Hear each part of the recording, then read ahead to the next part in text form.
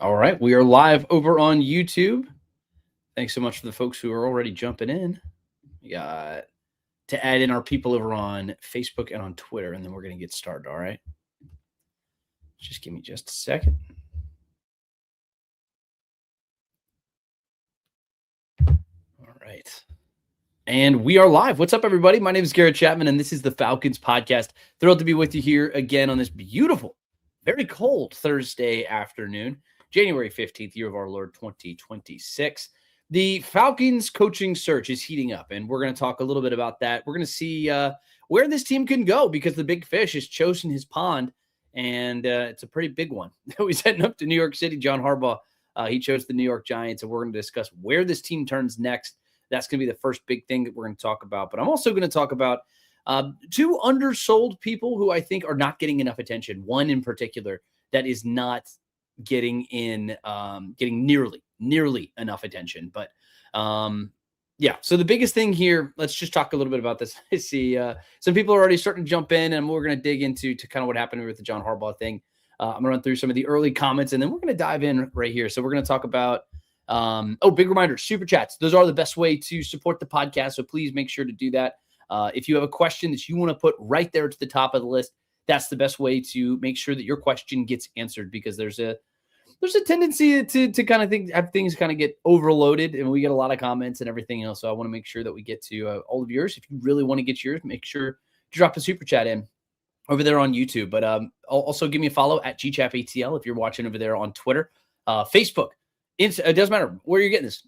Make sure to subscribe. Make sure to follow along. We do this every Tuesday and Thursday at 6 o'clock, and we have a lot of fun doing it. But I want to jump some of your comments. I see some people had some kind of digging in already. Rusty Moore over on YouTube says, Kubiak has to be number one, and Stefanski would be my number two.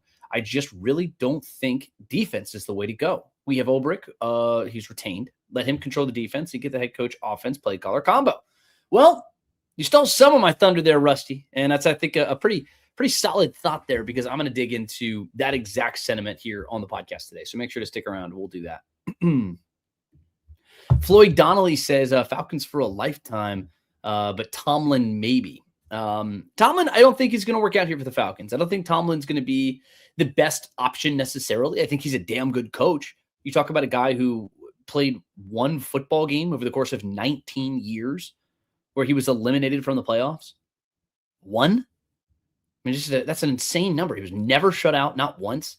And I mean, my God, the guy is just, his ceiling is definitely capped, Mike Tomlin.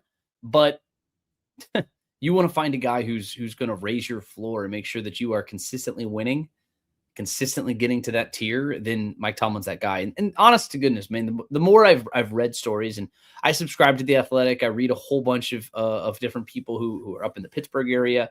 I read people who are like all over. I just read as much as I possibly can. And the things that I've learned about Mike Tomlin and the way that he connects, and some of these things are obviously things that we already know, the Tomlinisms, the way he connects with his players and stuff like that. But that connection is something that really matters. And I have the utmost respect for Tomlin. I just think he's going into television. I think he's going to take a year off. And I think that ultimately that's the course of action that he's going to take. And if he chooses something else different, fine, we'll see. But he retired. He resigned, right? So I think they still hold the rights to him. You'd have to send some assets. And I just don't see that really coming together, especially with kind of where he stands right now. I mean, you're not going to have a chance to actually formally interview the guy either, because you'd have to request that from the Steelers, and I doubt they'd give that to you either. They're just going to let a sleeping dog lie. Let's just put it that way. I just don't think Tomlin's going to be coaching. Bo Cummings over there on Twitter says, "Can you restart a joint late?" Welcome. We just got started, so we are just getting underway. Thank you for jumping in, Bo. Jeff Holton says, "Good evening, Garrett." Good evening, Jeff. It's always a pleasure to welcome you into the podcast. Cody, that's another mark for Cody. I think that's going to be not Cody. It's Clint. See, Cody says Clint. His name is Cody. Clint Kubiak. That's another person diving in for Clint Kubiak. And if you have the person that you really want to see the Falcons get, drop it into the comments, because I'm trying to figure something out. I see we got 72 people across all platforms right now, and I mean, if you want Stefanski, if you want Jesse Minter, if you want any of these other guys, Stefanski, Kubiak, whatever, whoever it may be, Drop them into the comments. Tell me who you want to feel and what you are feeling. 10cam01 says, I really wanted the Seahawks to beat the Niners, but I want Kubiak. We're going to get a first-hand look of what Kubiak can look like here. It's going to be the third time he's gone up against this San Francisco 49ers defense, and Shanahan's done a really good job of really controlling that division out there. I mean, his record against some of these other teams is very impressive, and it doesn't matter how banged up or injured the 49ers are. They seem to give everybody fits. Doesn't matter what it is, right?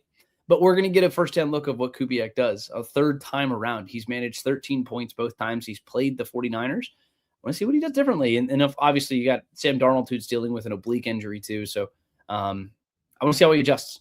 This is going to be everything that he does at this point forward is an audition.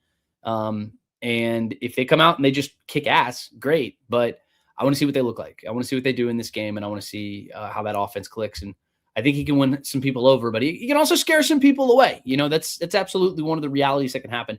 I'm not going to put too much stock into this necessarily, but at the end of the day, I think it's going to be a pretty exciting thing. It's going to be something that people talk about. We'll talk about it here on this podcast too. We'll probably react to some of that too, now that I'm thinking about it, because he's pretty high on my list. But yes, thank you, 10cam. Cody Muse says, happy we didn't hire a dinosaur. Okay. That's fair. I mean, look, he's the most accomplished coach on the market. And I had somebody on Twitter comment and being upset with me because he said I had a misleading headline. It was a misleading headline. He was the top target on the market. It said Falcons miss on top target on the market. That's all it was. He was. He's Harbaugh. He was the Super Bowl winning coach. Coached for 18 years. Damn good coach at that. And he's a little older. He's at 63. I mean, I've heard some people compare it to Andy Reid when he went out to Kansas City, but how old was Andy Reid when he went out there? Let me see. Andy Reid, how old is he? Sorry.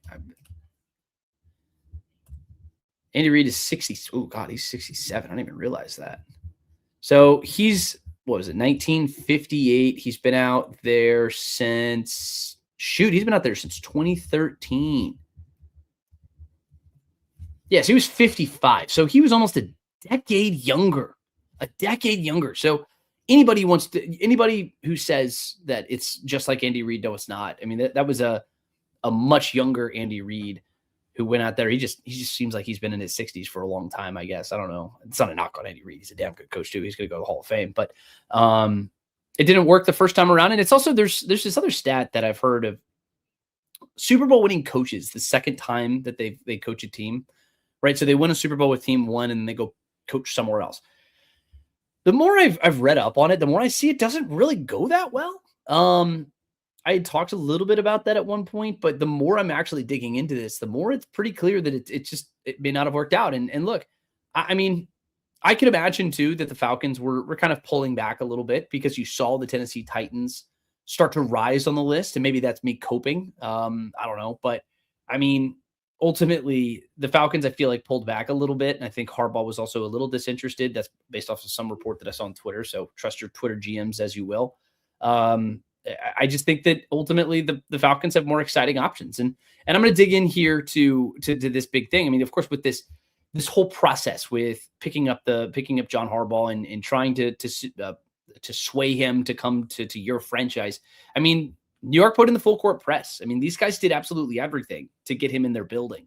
They had the first in-person interview. They had some dinner at some Italian restaurant in East Rutherford, New Jersey. And, and I've seen all these New York columnists swooning over it. And I mean, good for them. I mean, they got a guy who they are all in on, but it's going to be a very expensive move for them. And it's going to be something that they've gone all in. Good for them. Good for them. I think that ultimately there are some really good options here for the Falcons moving forward. And I mean, we don't know that the Falcons were even the second choice officially. The Titans were going to be the team who were going to get the second in-person interview, and that was going to be up in Baltimore. So maybe there's some proximity that helps him. Maybe he wants to be around that area. I don't know. Maybe he wants to coach for a legacy franchise. Maybe it's just that they promised him they'd give him everything that he wants and then some, right?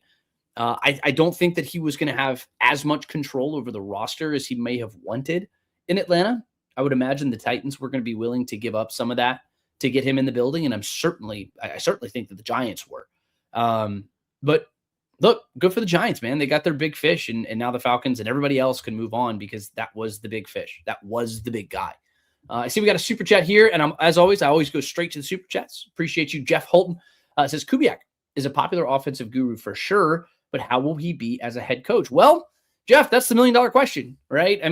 Because getting into my now what do the Falcons do after this? I think Clint Kubiak needs to be the top option. I alluded to it earlier in the show, and I've said it probably a few times on this podcast and other shows that I guest host on, or maybe when I'm on Sports Radio 92 on the Game. Clint Kubiak's my top option. He was, he has been, and he will be, barring some significant change, right? It's because, and this is where really we get into the crux of what we're talking about today, Jeff, and I appreciate the comment. I appreciate the super chat as always. And look, this is a guy who's able to elevate his offense, specifically the quarterback position, because you see what he did with Sam Darnold. You see what he did with Derek Carr last year before the injuries and everything else in New Orleans caught up to him. He did a really good job when he was in Minnesota, when he was with Kirk Cousins, right? He has shown a capability to get the most out of the quarterback position. And if I'm the Atlanta Falcons, by golly, that's exactly what I want. We have to see what we can get out of Michael Penix. And Michael Sean Dugar, who writes for The Athletic, had a great write-up on Sam Darnold. And if you have a subscription to The Athletic, I would encourage you to go check that out. But basically, it was the fact that Kubiak's relationship with his players is so simple. And I tweeted this out. You can go check it out. One of the clips that Dugar tweeted out earlier this morning, it was pretty clear that his players really appreciate the way that he goes about things. It's simple, it's clean, and that approach is easy to digest, and it helps people play free and play loose. And that's something that matters, right? Because he's going to come in here and call plays, right? So I saw some comments dropping in there. Well, this is great for an offensive coordinator, maybe not for a head coach. He's going to be the offensive coordinator too, right? He's going to be the play caller. Maybe not entitled the offensive coordinator. He's going to have somebody potentially with some head coaching experience or something like that, who's going to be his offensive coordinator.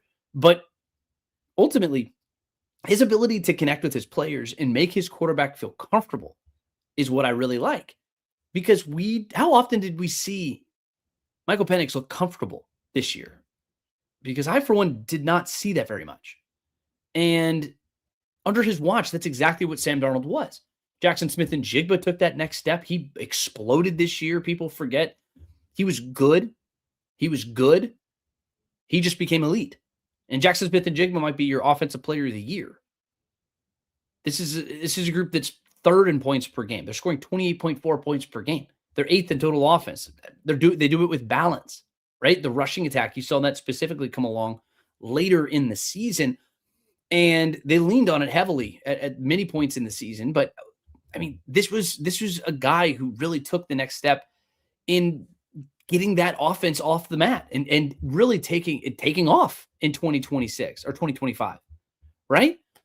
And on top of that, he does it in that outside zone running scheme that the Falcons have been built for. That's what their personnel is. That is what it's set up to do. And one of the quotes from that article that I was alluding to, it's quote, Kubiak instead operates like a DJ at a party, playing all the hits. With the run game humming, he dialed up numerous play action shots for Darnold to fire away. I love that idea. The fact that he's a DJ at a party and he just plays the hits and he hits the things that matter, and he's able to get everybody involved and everybody eats. Why would you not want that on your team? And he's an up and coming hot commodity type of coach. And ultimately, he shows the ability to adjust on the fly. He's not married to the same game plan. We saw that when they came to Atlanta, right? It was not working out in the first half. So he flips it up, he throws it away, and he goes and comes back and does something else. And you saw the way they laid it on in the second half, right? And on top of that, Sam Darnold, he's a hyper explosive quarterback this year. He's throwing deep balls at the third highest rate in his career. The turnovers are going to happen, and that's just who Sam Darnold is. And maybe that's who Michael Penix is here in Atlanta too. He's had some turnovers at times.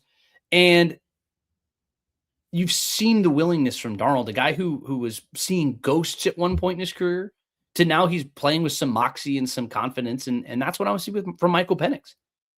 And that's what Penix can do. I mean, Penix was drafted to be a deep ball passer.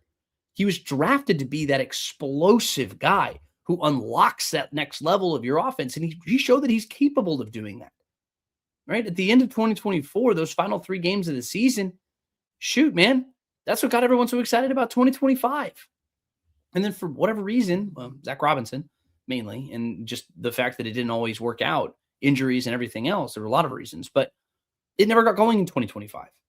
And for a guy who's coming off of an ACL injury, I think the idea of having a guy who can elevate his quarterback, make him feel really comfortable in a system, and make him elevate his game.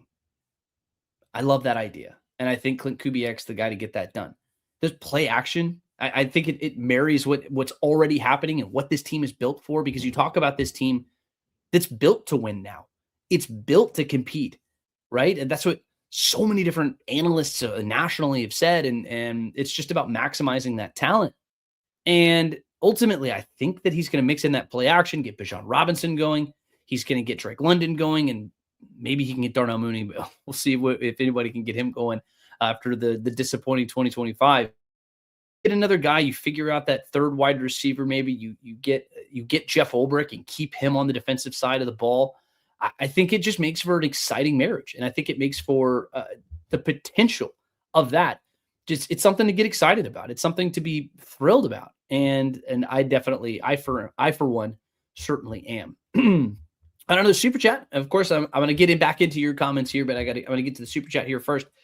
Yes, Major over on YouTube says, feels like Smith again with Kubiak. Go get McCarthy. I mean, ultimately, you're talking Arthur Smith, I'm assuming here. I don't know why it's the same as Arthur Smith. I wasn't as sold on Arthur Smith. I'll just be very real with everybody. I thought Arthur Smith was a little bit more reliant on the success of Derrick Henry and everything like that. That's not exactly what Kubiak is. And it's not a one size fits all, right? So just because he was an up and coming offensive coordinator and it didn't work out doesn't mean that you shouldn't take a swing on the next up and coming offensive coordinator, right? You have to take swings in this game, and you're just as likely to find a Sean McVay. Well, you're less likely to find a Sean McVay. Let me tell you, those guys are in the mix, right? Or Kyle Shanahan or something like that. They're exciting young players. Liam Cohen's another one of those names. Matt LaFleur, right? There are lots of up and coming offensive coordinators who get their shot as a head coach and they explode. But I mean, you see several more who don't work out, right? You have lots and lots of examples of up and coming coordinators who just don't work out, right? And that's the risk. That's the risk. And sometimes it just doesn't work out. Other times they're just, maybe they were the context of where they were coming from. Maybe I mean, there are a lot of reasons for a lot of things. And sometimes it's just overwhelming for a guy sometimes. And that's why you have to interview well. That's why you have to trust the process. You have to trust the guys who are making these decisions. And that's where Matt Ryan comes in. Because if Matt Ryan can come in here and make good decisions and ask the right questions and really get to know these guys and read into the details a little bit more, then I think you just got to trust them. And that's as simple as it gets, right? Guys who make good hires, you have good management. And the Falcons, for a long time, did not have the right people making decisions. And that showed based off of the failures of head coaches and continuous issues that each administration down the line had, right? So that's why you bring in Matt Ryan. That's why you go a different route, and that's why you change things up. So it's about these guys asking the right questions. And if Kubiak doesn't appear to be a guy who's capable of connecting with his players as a head coach and elevating an entire team and making the right decisions on game day and stuff like that, then they'll go a different direction, And again, that's just why you have to trust the people in charge. But I appreciate the comment. I appreciate the super chat as always. I will get into this one thing, and then I'm going to get into some of the other comments. Staying power seems to be something that has come up, and it's something that I noticed when I was going through. I put out an article earlier today at GChapATL. You can go check that out, or at Falcons on SI. You can go check it out there as well. It's the idea that Clint Kubiak has bounced around a little bit, and he has bounced around a little bit. He's been, let me pull up the exact thing. I don't want to mess this up. So, but he's been 1 year with the Seattle Seahawks. He's had the 1 year with the New Orleans Saints. And then before that, he had the year with the San Francisco 49ers. He had the year with the Denver Broncos. Look, he's bounced around. And the last time that he actually had something that, stayed for a little while, it was with the Minnesota Vikings. Right? And when he was with the Vikings, shoot, is my computer freaking out? Apologies, my computer is having a little meltdown here.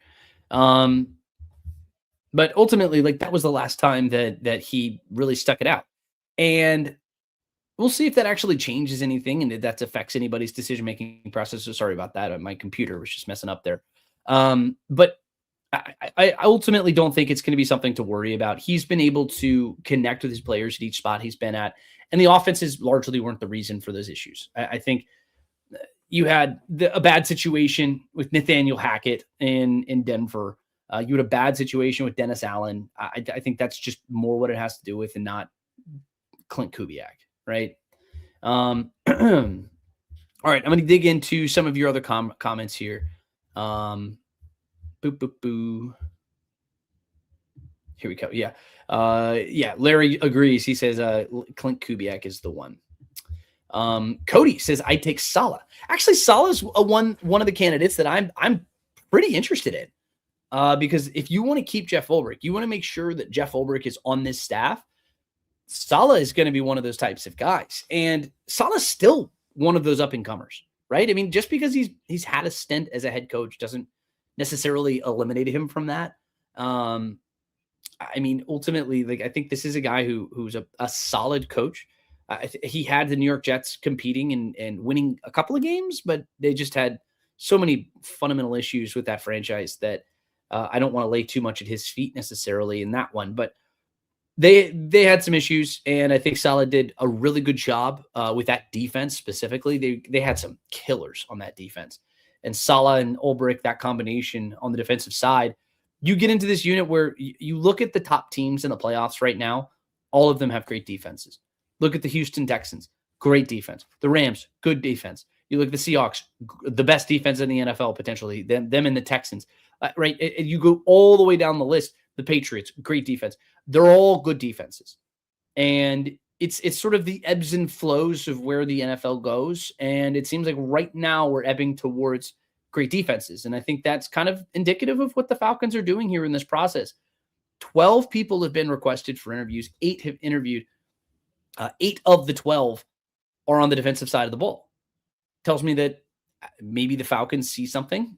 They're trying to anticipate something on the defensive side. They've also tended to select defensive head coaches for these positions.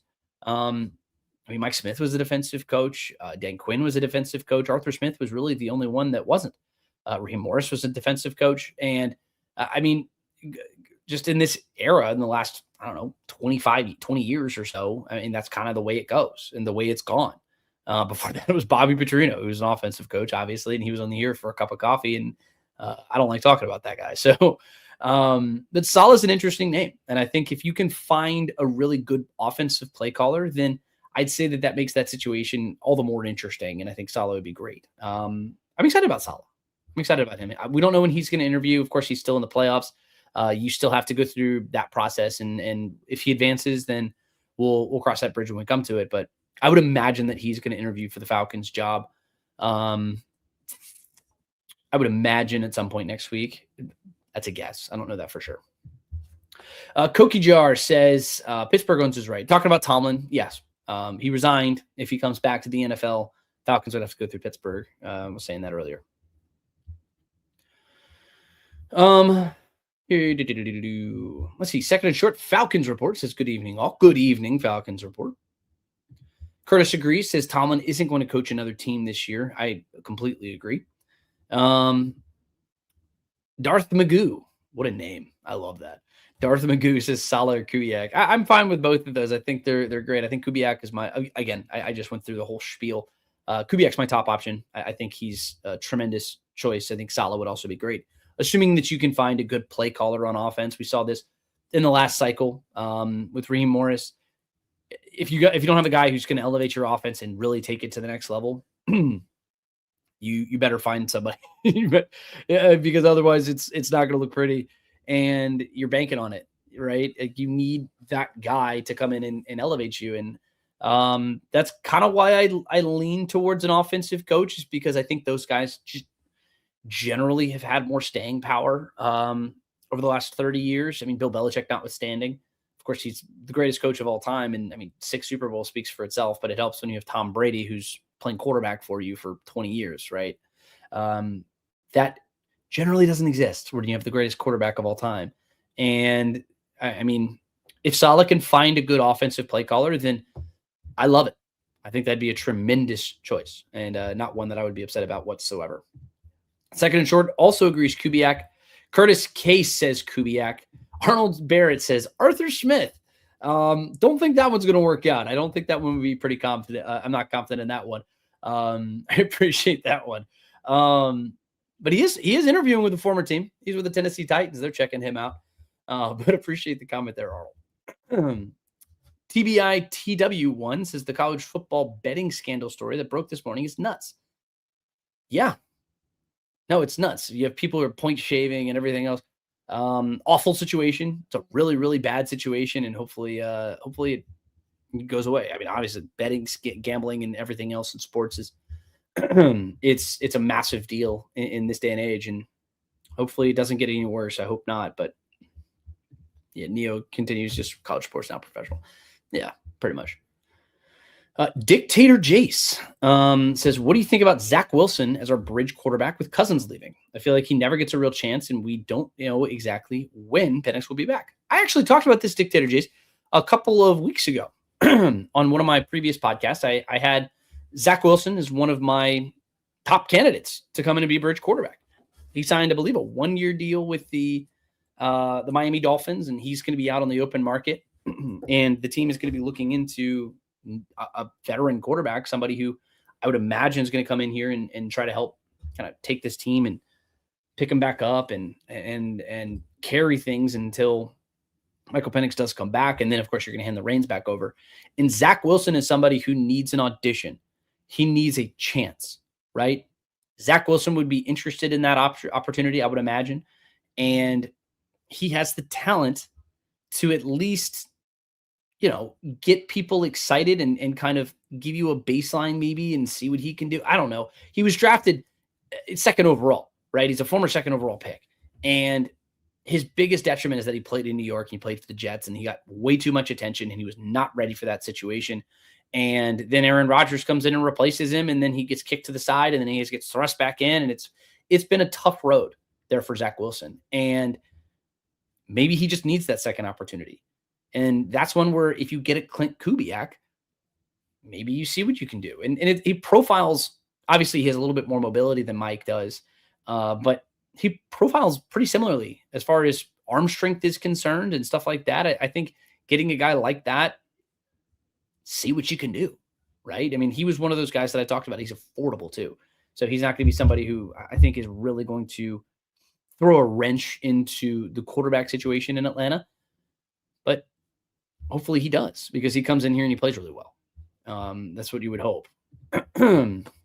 Interesting thought, though. One that I share. Darth Magoo comes back around and says, interestingly enough, they face each other this weekend. Don't know who you're referring to. Sorry. Wayne Robinson, 2998.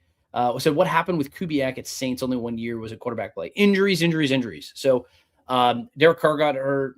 The whole wide receiver core got hurt. Offensive line got hurt. Dennis Allen was a disaster. You really only had a handful of games, and that was to start the season, where you looked like you were completely healthy. And take a look at some of those stats, man. I mean, what they were able to do in weeks 1 and 2, people were talking about that as if it was the best offense in the history of football, right? Of course, it's minuscule sample size. 2 games, right? And then you play the Philadelphia Eagles, the eventual Super Bowl champions, and things kind of came crashing down to earth a little bit. And it showed that Kubiak has some potential. Look, I really like Kubiak for that reason, because you've seen that upside. You see some of that, but injuries played in a lot. And Derek Carr still actually had a pretty good season, I would say. But he was banged up throughout the course of the year, and it just never really got back up. Cody Muse 727 says he would retire in about 5 years or so, and we need someone for the long haul. I'm assuming you're talking about John Harbaugh here. I tend to agree. I mean, I think he's going to have, I could see him getting to his late 60s, maybe giving 6-7 years. But if he gives you 6 or 7 really good, God, I just did it. The 6-7 stuff is everywhere. My God. But if he gives you 6 or 7 good years, right?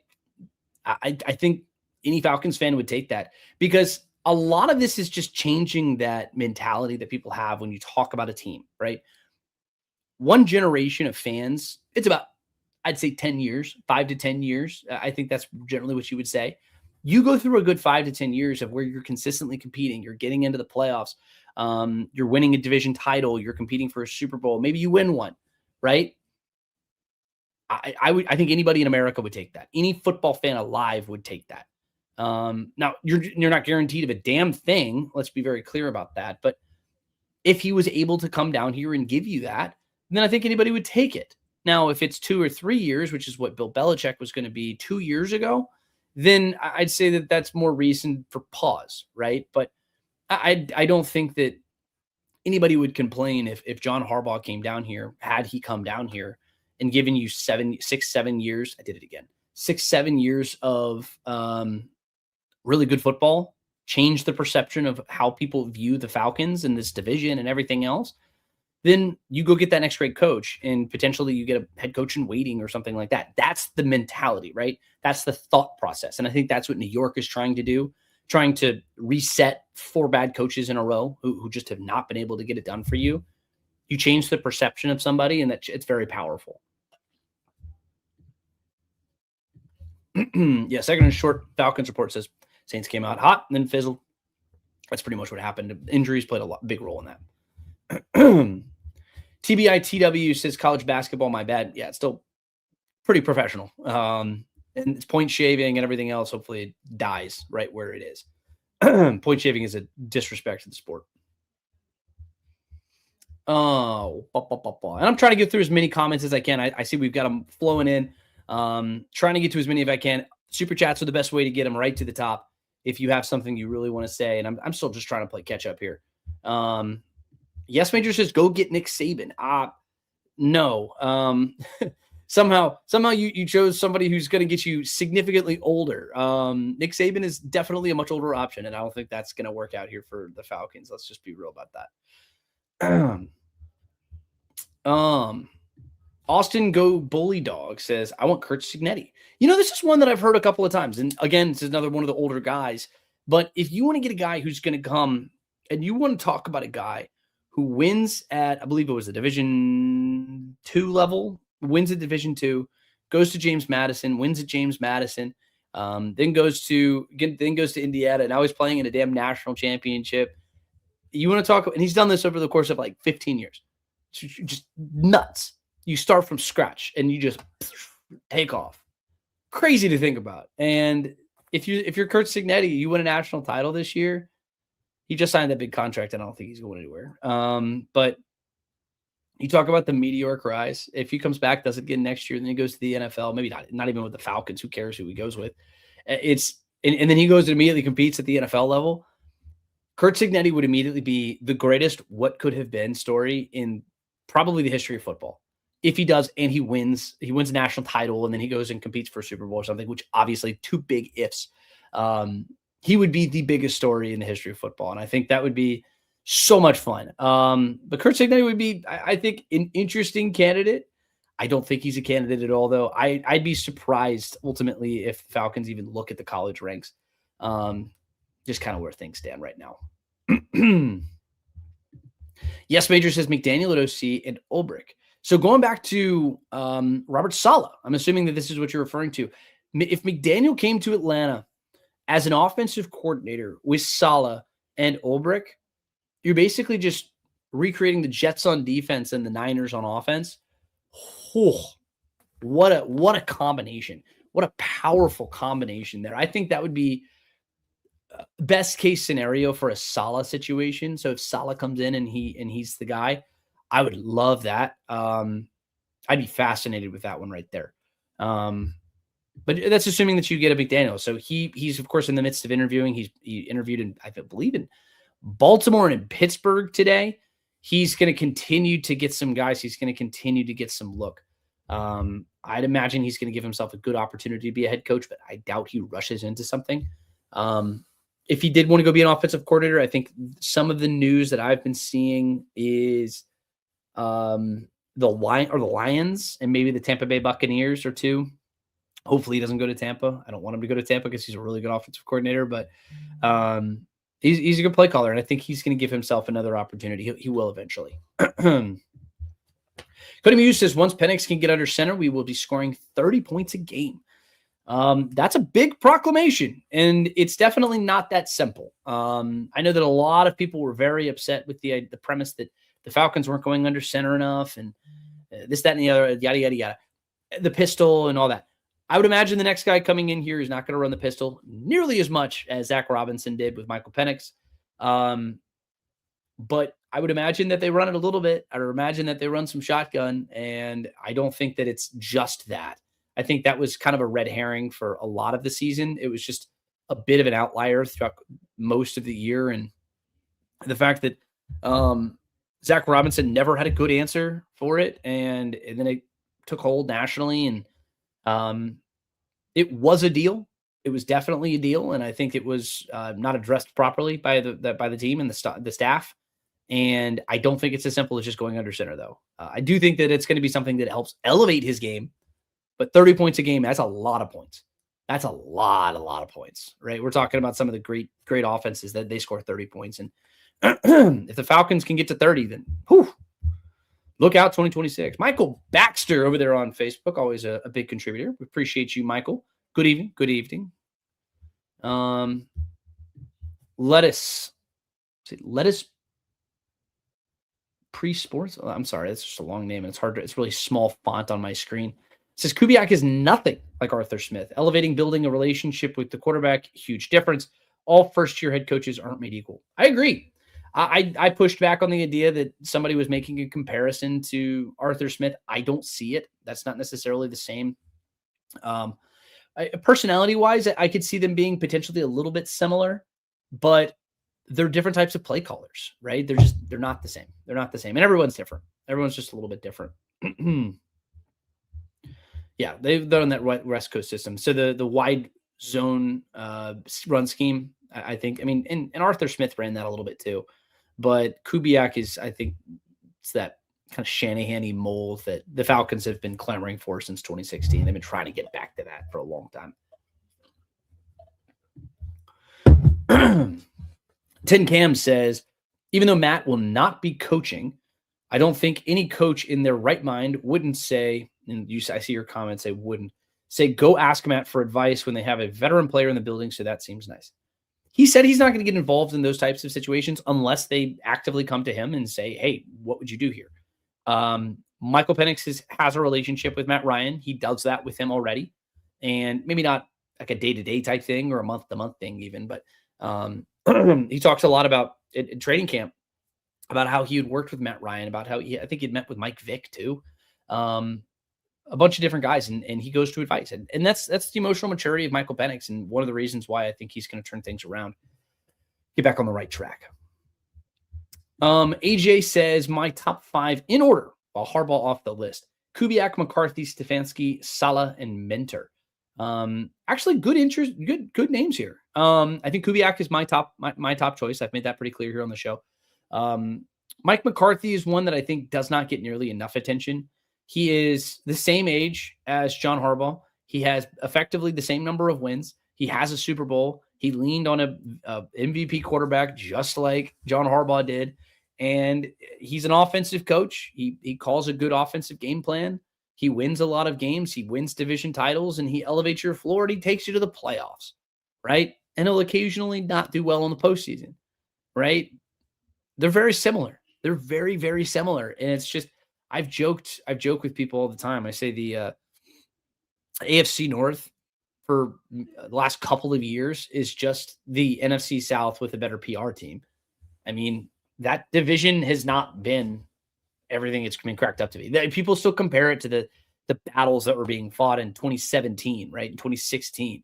The last couple of years, it's been the Ravens and mediocrity, right? And teams who are going to get you to like 8-9 wins or whatever, and they just have a really good PR team is all I'm trying to say. Like, you don't have elite football that's played in that division, right? And so I think there's been a little bit of glazing, I think, of that conference or the division specifically. But oh well.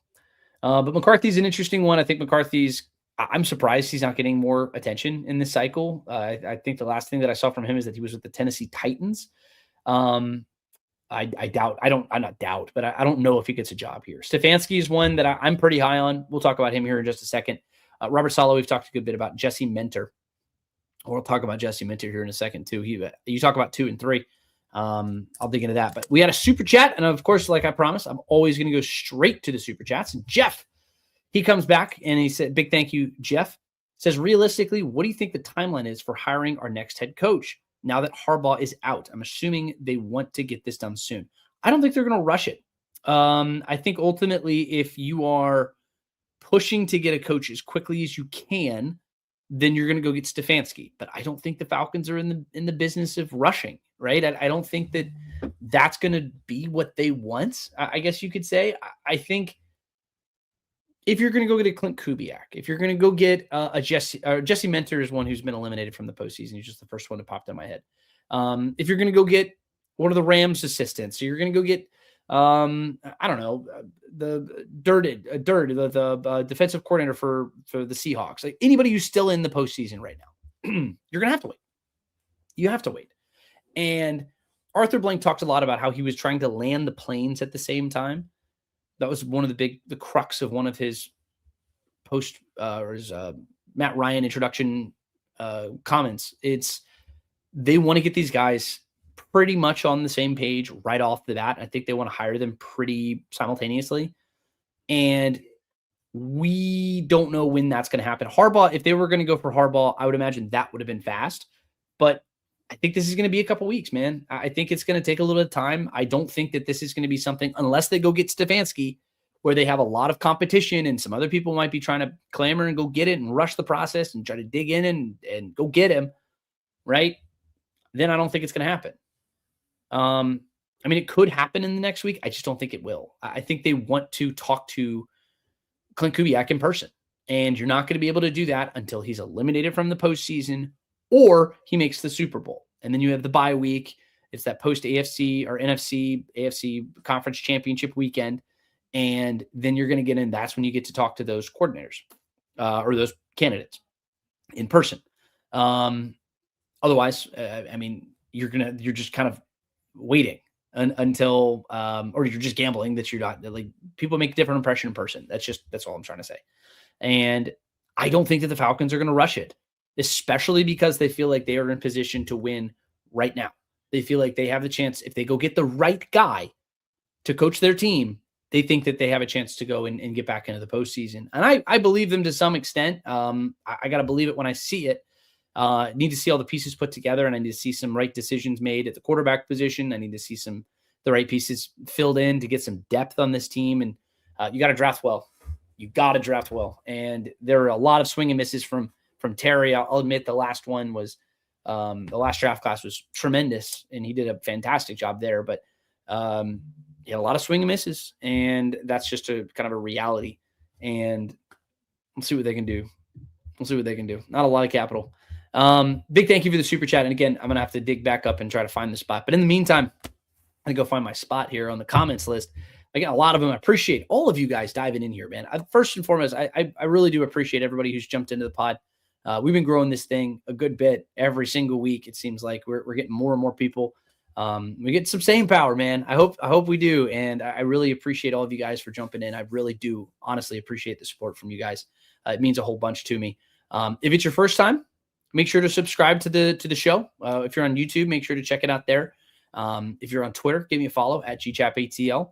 Best way to stay up to date on everything that we have going on. But big thank you to all you guys that do this for y'all. So I'm thrilled that you guys are finding some value and sticking around with me. So very much appreciate it.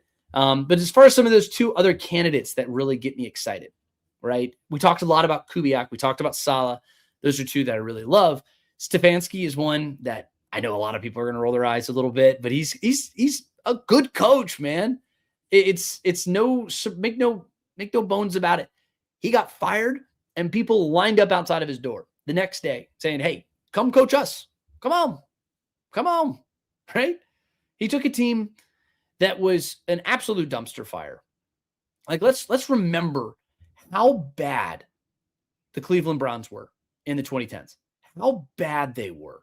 You talk about the guys who, what was it? I think it was 3 first-round picks. I think that were all number 1 overall picks or something like that, or all top. I think it was Myles Garrett, plus it was Baker Mayfield and one other person. And the 3 first overall picks or something like that had a combined 1 win. And I think most of their first wins came in the same game. They were so bad. And they went and hired Kevin Stefanski, and that guy dragged them out of the damn gutter. And people remember him for what transpired in the last 2 years, where, of course, the last 6 years, they haven't really had a quarterback, and they had one, and they ran him out of the freaking building. And I think that was management more than him, to go get Deshaun Watson, who obviously didn't work out. But he finishes 45-56 in 6 years in debatably the worst organization in the NFL. And he took him to 2 playoff appearances, and everyone's like, 2 playoff appearances in 6 years. He couldn't get him back up off the mat. They had been to one before that in the 25 years before he had been there. They've been to 1.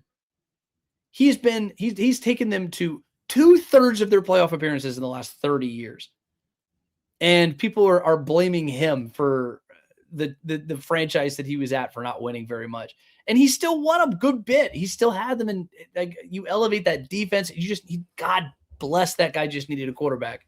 And he never seemed to get it. And they tried the weird strategy with Gabriel and Sanders and Flacco. And they had 4 freaking quarterbacks, I guess. And then that situation didn't go well. And that's one of the reasons he got fired, right? Because they mismanaged that whole situation. But ultimately, I don't think he was the problem in Cleveland. That's not exactly the craziest of takes, but I think he's going to be a damn good coach, and he will land a head coaching good job. And I think he's going to go off, and if he goes to the right place, I think he can take off and do really big things. Like, I am a believer in what Stefanski can potentially do, right? So I think that makes sense there. But the other name that I think is not getting nearly enough attention, and one of the comments, and I forget your name, I'm so sorry, is Jesse Minter. He is the defensive coordinator there for the LA Chargers. And he feels like a very interesting option. He feels like one of those guys that he's going to get a head coaching job, whether it's this year, next year, whenever. And you're going to look back and be like, God, we had that guy in our building? We had that guy? 8 teams have put in a request for him now. Falcons, I believe, are the 8th team. And they spoke to him earlier today. This guy's a Harbaugh disciple, both with Jim and John. John, I think it was 2017 to 2020. And then with Jim Harbaugh, he had in the year since. So he went down, coached for him at Michigan, and then from Michigan joined him with the Chargers, and he's been defensive coordinator for the whole time, right? Dude's a killer, man. This guy, he's been a part of these winning cultures. He's been to the NFL playoffs 5 times between the Chargers and Ravens. He helped lead Michigan to a national title in 2023. Off-field stuff aside, they won a lot of games. They won a lot of Big Ten titles together. And then he followed him to the Chargers, and he just continued to find success, right? He took over that struggling Chargers unit. It was near the bottom of the NFL in production, turned it into a top unit. They're 28th in scoring, 24th in total defense before he arrived. And they elevated to 1st and 11th in 2024. And this year they were 9th and 5th. Held teams to 20 points or fewer in 10 of their last 11 games. They're fast, they're physical, they created havoc, and they punched people in the mouth. And look, that was a really good defense, and that was a reason that they won a lot of games, right? And especially when that offense really struggled down the stretch in Los Angeles with the Chargers. And, I mean, the defense kind of kept them in a lot of games, and the defense gave them a chance to compete for the division late in the season. And Minter, there's something to be said about a guy who just consistently finds success everywhere he goes. And if it's not, and I think Jesse Minter is going to fly up some boards, and I think Jesse Minter is going to be someone who sticks around for a little while. I believe he's going to get a second interview here with the Falcons, and I think the Falcons should really consider it. I mean, he could be just like this Mike McDonald situation in Seattle. Bright Harbaugh disciple on the defensive side of the ball, who, if he can go find an offensive coordinator, a guy who can come in and call plays and elevate Michael Penix and get these guys going, shoot, you'll see. Because winning begets winning. It's a culture. It's a mindset. And I think that you get a guy in here who can do that, a young up-and-comer who can do that, who doesn't have that track record. So that's why it's different than from like a Stefanski or something like that, a guy who still won at a decent clip despite some shortcomings that I think that the organization had. Minter's an exciting candidate. I think Minter is one who I do believe we're going to be looking back and talking about it a little bit differently. He's a less of a known commodity. He's just not an offensive guy, so you're not going to talk about him nearly as much. But you talk about a guy who could potentially change a culture. That's what Minter, I think, could potentially do. All right, I'm going to try to get through as many of these comments as I can over the next couple of minutes or so.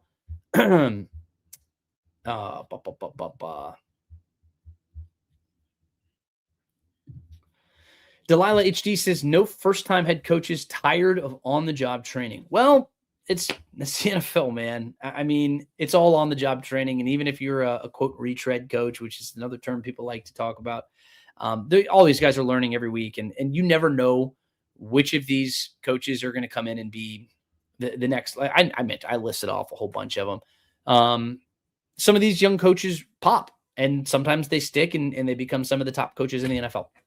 I mean, sometimes it happens, and you just have to trust the people who are making these decisions. And it comes down to, do you trust Matt Ryan to come in and make this decision? You talk about a first-time guy who's making decisions, that's Matt. But I trust him to some degree. I mean, to most degrees, I guess you could say. And you have to, because you don't really have any other options. That's just sort of the situation that they're in. Leon Mapstone says, I heard we might be after Justin Fields as a bridge quarterback till Penix gets better. He's under contract in New York, I believe. I think he has another year on his contract. I think he's on a 2-year deal. So I don't believe he's on the market. You're not trading for him because I think he's making $10+ million or something. You're not trading for that. And Fields is he has struggled, and he's now on his 3rd team. If the Falcons wouldn't got him, it'd be his 4th team. I don't see it. I don't think it's going to happen. I wish him well. I want Justin Fields to do well because, I mean, he's a local kid. He's an Atlanta guy. I cheer for Atlanta guys to some extent to do well just because, I mean, you're from here and I want you to do well. And he just hasn't. It just hasn't. And I see Justin Fields is running out of opportunities, unfortunately. And, I mean, he got benched in New York. He got benched in Pittsburgh. He got benched in Chicago. That catches up to you eventually. And, I mean, I know we talked about Zach Wilson a little earlier in the show. Zach Wilson he never got benched in Miami. He just got benched in New York for Aaron Rodgers. We'll see. Justin Fields just doesn't really feel like that guy necessarily. Maurice Boney says, most of all, we need a culture changer. You're exactly right. No, I agree. You need somebody who's going to come in here and elevate and get these guys going and, get some wins. Get some wins. That's the number one thing over everything. Lance Render says, and thank you for the super chat. Of course, super chats are always going to be the first thing that I drop in. So excuses for Stefanski, clueless on quarterbacks, couldn't develop wide receivers, aggressive on 4th down, but bad conversion rate, plus offenses bottom tier except one top 10. Yeah, I mean, I get it. He's an offensive coach, and the offenses didn't really seem to pop very well. You're exactly right. That's why he was fired. That's why he got fired. I'm not comparing him as far as an elite offensive mind to that of Kubiak. And again, that's why Kubiak's my top guy. Stefanski is also just on that list of somebody who has found a way to win, finding a way to win games. And the wide receiver position has been admittedly not good. Their quarterback position is admittedly not good. And calling him clueless on quarterbacks, I think, is a little bit drastic because you point to that room and tell me a single quarterback that he's had since the organization moved on from Baker Mayfield and they rushed him out of town. I don't think it was Stefanski. Of course, I'm not in that room and I don't know how exactly it all went down, but they ran him out of the building. It's been a disaster at the quarterback position. And I don't think that's all necessarily on Stefanski either. I think they've drafted very poorly at the wide receiver position.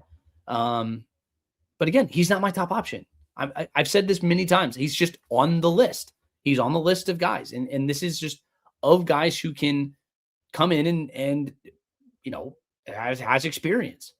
That's more what we're getting into here, Lance. But I appreciate the comment. I appreciate your thought. And again, he had a lot of shortcomings, and that's why he's not already at the top of everybody's list. But people think of him very highly. I don't think he's blamed for a lot of these issues. And that's why so many people have lined up to speak with him. I don't know how many exactly have lined up to speak with him. I want to say I think 5 teams, I believe 6 teams have either requested to speak with him or have spoken with him. And that's going to be something that continues to evolve. All right. I have time for a handful of more questions. I'm going to try to get to a couple more in here.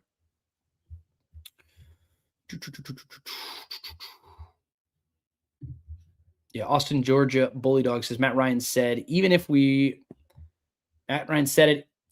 going after the best coach and even brought up college rank.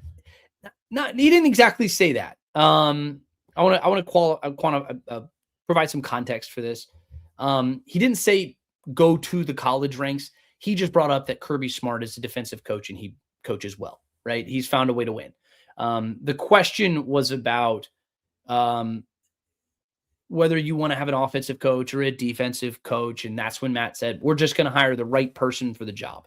The person who has the right makeup, the right culture building skills, the people skills, the ability to relate to players, to relate to staffers who can build out a staff and continue to elevate those guys. Right. And he said, whether they're offensive or defensive minds, I don't think matters too much. I mean, specifically about the offense, he was asked if he wanted specifically an offensive coach. He said, well, Kirby Smart's down the road and you'd say he's doing pretty well and he's a defensive guy. So that's how he brought up the college ranks. It's not exactly in this context what you're saying about how they're going to go look into the college ranks. Like people said, Kirby Smart, keep your hands off him. It's not exactly the way that sort of worked out. I'm just providing some context there. TBITW, some of the usernames are nuts. Yeah, I agree. I love it though. I'm a big fan. AJ says, I like Drew Lock more than Zach Wilson. Interesting thought. That's a very interesting thought because, of course, Drew Lock is out there in Seattle. I signed a 2-year deal in 2025. So, yeah, so they have it out with him. They might potentially cut him. I don't think they will. He's not going to be available. I mean, you can make a trade for him. Maybe you can trade a 7th-round pick or something or a 6th-round pick. I can't imagine Drew Lock would command all that much. That's interesting, though. I mean, you get somebody who's already in the Kubiak system. If you go get a Kubiak, Drew Lock is the backup quarterback there. And actually, he had some quotes in the article that I cited earlier in the show. And that's an interesting one that I hadn't considered. So, AJ, I appreciate that one. Good shout out. Good shout out on that one, AJ. Tim says nothing is going to work out. All right, come on. Nothing is going to work out for the Falcons as long as the most inept owner in the NFL is running this team. He proved that hiring a washed-up choke artist as president of football ops. Tim, I don't respect this comment too much. I appreciate you for listening. I appreciate you for providing your thoughts here. A washed-up choke artist as president of football ops is a wild way to describe Matt Ryan. It's also pretty ridiculous. A choke artist is absolutely nuts. Anybody who blames Matt for half of the issues that those teams had in the 2010s, you don't know what you're talking about, respectfully. And then on top of it, calling Arthur Blank an inept owner it's also a little ridiculous. So I appreciate your watching and I appreciate you supporting the show, and I hope you come back. And I appreciate you listening into the show. But I don't agree with you. I don't agree with your comment at all. Keep on going through. Austin, Georgia Bully Dog says, no thanks, you beat out Wilson. That says a lot. I agree. Yeah, that's the biggest red flag. And that's one of the reasons why he was an honorable mention on that list that I was talking about. Just a name to consider. He's going to be on the market. Not the first choice by any stretch. I think Mac Jones is my first choice. If you wanted to go put out assets and go get somebody, like if you wanted to make a trade, that was initially my top option. But there are a bunch. I mean, Jacoby Brissett's another that you can go get that guy. He's somebody who knows how to be a good backup. Tyrod Taylor's kind of in that category. But Zach is just an interesting name. He's just an interesting name to kind of throw out there. Marvel teaches, hope they take the ATL off the jerseys. Actually, good shout out. I forgot to mention. Yeah, they have the new announcement that they have new jerseys that are becoming. Well, it's not officially. They didn't technically say that new jerseys are coming. They teased the idea that new jerseys are coming. We all know that new jerseys are coming. Whatever they look like, I hope that I just want them to keep those red helmets, man. I think the red helmets are just freaking awesome. And I know D-Led hates them. Every time I've talked to him about the red helmets, that man, we're sitting in the Falcons locker room and they put the helmets that they're wearing, they're in the middle of the lockers, right? And they change them out. They put out the new ones. And we walk in there and he's like, damn. Red helmets are back. he just talks some smack, man. I love D-Led. That guy's crazy, man. He's fun. But no, I'm excited for these new jerseys. I think that's going to be a really good time. And I think that hopefully they kind of come back around. Yeah, mad scientist, Saints troll. Yeah, I think so. I think he was too. AJ says Drew Lock's cap for next season is $2.7 million. His dead cap is $500K if he's cut this offseason. I just don't think that the Seahawks are going to cut him. I don't think they're going to do that. He's a solid backup quarterback, and he's going to come in behind Sam Darnold, the guy who, he's has a career of kind of going up and down. But having a guy like Drew, I think Drew Lock's a great backup quarterback. Good locker room guy, fun guy. From everything I've heard about the guy. So I doubt they actually do that, especially since they have him already on the roster. There's no reason to cut him, and he's affordable. Yeah, upset. Red helmets are UGA propaganda. That's funny. Oh man. The cool thing about those helmets is that the red helmets, when the Falcons were initially brought to Atlanta in the 60s, they knew that there's already a massive college base in Georgia because obviously college football in the South, I mean, that's religion. That's what they say. And that's what it is. It still is to that degree. And Michael Ronquillo comes in. Sam Darnold suffered a groin injury. It was an oblique injury, I believe. And he is questionable for the game this weekend. So Drew Lock, you had a chance to really make yourself some money, potentially. But no, as far as the helmets go, they wanted to incorporate the University of Georgia and Georgia Tech. So you see the red, of course, it's the red and black for the dogs. And then there's that little gold sliver that's down the outside of it. You miss it, but it's a cool accent that you'd notice if it wasn't there, but you don't always see it. That's the gold for Georgia Tech. And I've always thought that was so cool. But that's some of the history of why they wore those helmets. But I always thought it was a lot of fun. But all right, folks, my voice has had it. I've still been coming off of losing my voice earlier this week or over the weekend, and I'm still healing from that. But again, I really appreciate you guys. I know you guys have given me an hour of your time, and I really appreciate all of you guys jumping in. All of these awesome comments and all these questions, even the Saints fans. I appreciate all of you guys and spending some time with me here on a Thursday night. Remember, we do this every single Tuesday at 6:00 and every single Thursday at 6:00. So we got a lot going on. I'm up and I'm mingling and digging into all this stuff so you don't have to, and I'll give you all the latest on everything. I really appreciate all of you guys for jumping in. But make sure to hit that like button. We got 170 people across all platforms, and I want to see some of those likes, and I really appreciate you guys. Y'all are great. Y'all are awesome. And big thank you to our friends over here who gave us some super chats. Lance, I appreciate your comment about Stefanski. Thank you for pushing me. It's a very fair comment. It's a very good comment, and I appreciate you. Let's see. We got Jeff Holton hitting us up for the timelines. That's a good question there. Yes, Major says his comment about Arthur Smith and Kubiak and getting McCarthy. I think that's an interesting way of approaching it. I appreciate you for dropping a comment there. And Jeff, again, talking about Clint Kubiak. I mean, that's going to be the big story, the big thing for a lot of different people. But big thank you to all of you guys. My name is Garrett Chapman. This has been the Falcons Podcast. And go check out some of the work we got coming out here on Falcons on SI. We got stuff churning. We got a lot of stuff coming out here over the next couple of days. So make sure to keep up to date on all that stuff that's going on there. Give me a follow at GChap8CL. The best way to stay up to date on everything that we have going on. But again, my name is Garrett Chapman for Falcons on SI. This is the Falcons Podcast with Garrett Chapman. Until next time, let's go Falcons.